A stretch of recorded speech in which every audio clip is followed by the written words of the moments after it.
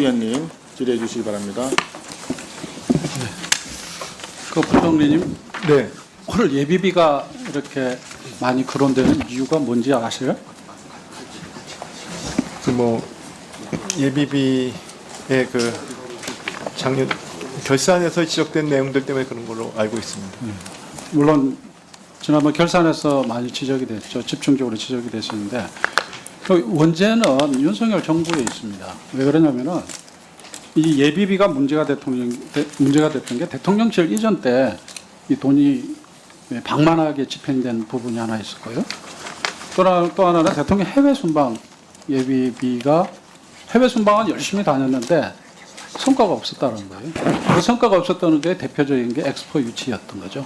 이런 것들을 계속 저희들이 지적을 해왔는데 이 예비비라는 게 예측할 수 없는 지출 또는 초과 지출에 충당할 목적으로 편성을 하는 거잖아요. 과연 지금 이 정부가 편성한 이 예비비 규모가 적정하냐에 대한 문제 제기를 저희들이 하고 있는 거죠. 그게 이유가 앞서 말씀드렸던 그러한 경험, 그러한 정부의 예비비 지출에 문제점들이 있었기 때문에 저희들이 지적하는 거거든요. 그거를 잘 받아들여야 되는데 지금 설명하는 걸 보면 정부의 설명이 설득력이 없어요. 왜 그러냐면은 올해가 4조 8천억인데 전년 대비 14.3%가 증가를 하는 거예요. 정액이 된 거예요. 근데 지금 총 지출 증가율은 3.2%잖아요. 어떻게 보면은 긴축 재정을 편성한 건데 유독 예비비만 14.3% 늘었단 말이에요. 두 번째예요. 이게 뭐냐면 과학기술 R&D 예산을 올해 왕창 어떤 5조 원 이상 깎아버려놓으니까 어차피 R&D 예산 늘려줘야 되니까 그게 한 17.3% 되는데 그 다음으로 많은 게 지금 예비비예요. 그러니까 무슨 급한 일이 있어가지고 예비비를 이렇게 정부 3.2%의 총지출 증가율보다 훨씬 5배나 많은 예비비 증가율을 그렇게 할 이유가 있냐라는 문제 제기를 하는 거고요. 그러니까 어떤 의심을 가지냐면은 야 이거 대통령 예비비 아니야? 이런 의심을 가질 수밖에 없는 거예요.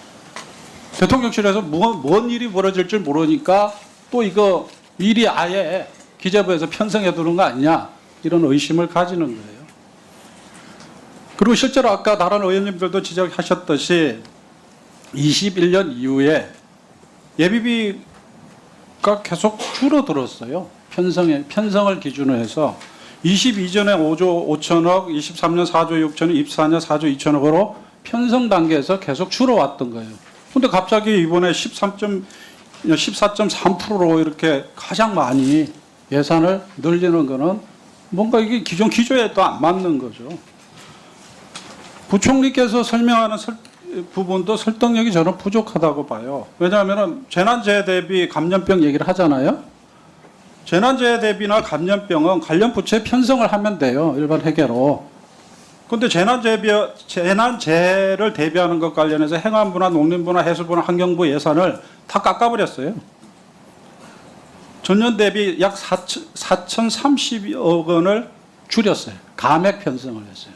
그러니까 다른 일반 부처에 있는 재난 대책은 예산을 줄이면서 예비비 예산을 늘렸다라는 게 어떻게 설득력이 있겠어요. 감염병도 마찬가지예요. 복지부 감염병 예산이 있거든요. 그게 2023년에 9,530억 원이었는데 내년도 예산에는 전액 삭감을 했어요. 그러니까 뭐냐? 재해 대책이라든가 감염병 이 문제는 일반 부서, 책임 있는 부서에서 대처할 수 있도록 일반 예산으로 편성을 해줘야 되는데 이걸 갑자기 예비비로 가져왔다? 누가 그걸 믿겠어요? 그쪽 예산은 줄이고 예비비를 늘렸다.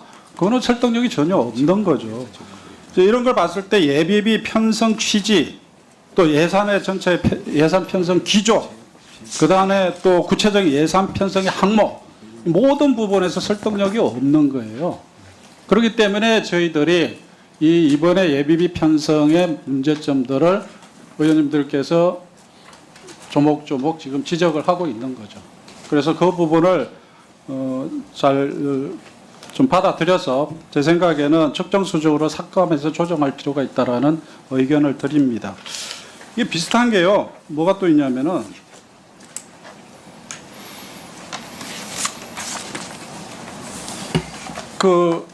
이게 뭐냐면 이 기재부가 예산 편성을 하는 데 있어서 옛날 같지가 않아요. 그러니까 저희들 의원들끼리 얘기하면 기재부가 옛날 같은 기재부가 아니에요.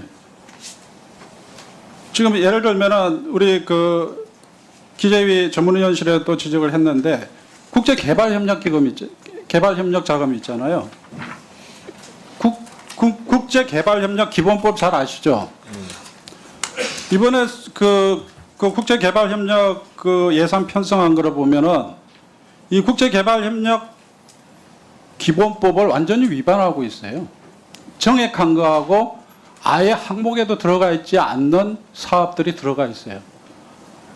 뭐냐면은 지금 이 국제개발협력 기본법에 따라서 총리 산하의 국제개발협력위원회라는 걸 두게 있어요. 그리고 그 안에 사무처를 둬요.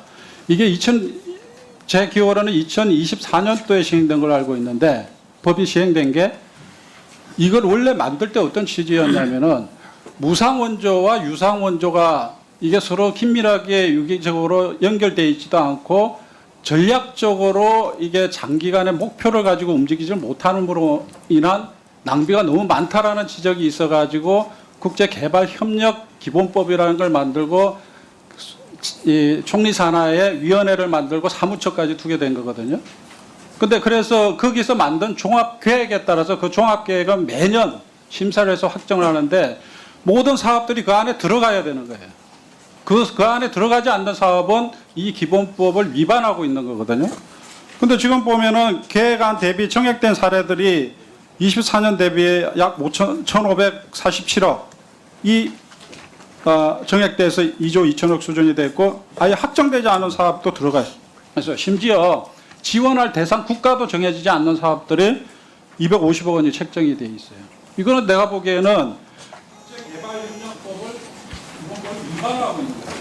그러니까 다시 제가 정리해서 말씀을 드리면 기재부가 예산 편성을 하는 데 있어서 그 엄격함을 들어가는 돈이 돼야죠. 그러니까 아까 말씀드린 것처럼 예비비에서도 그렇고 국제개발협력 이 자금이 예산 사용에 있어서도 편성에 있어서도 기재부의 그런 예산 편성의 엄격함 그리고 효율성, 효과성을 따지는 그런 사세들이 무너졌고 저 그걸 좀 지적하고 싶어요.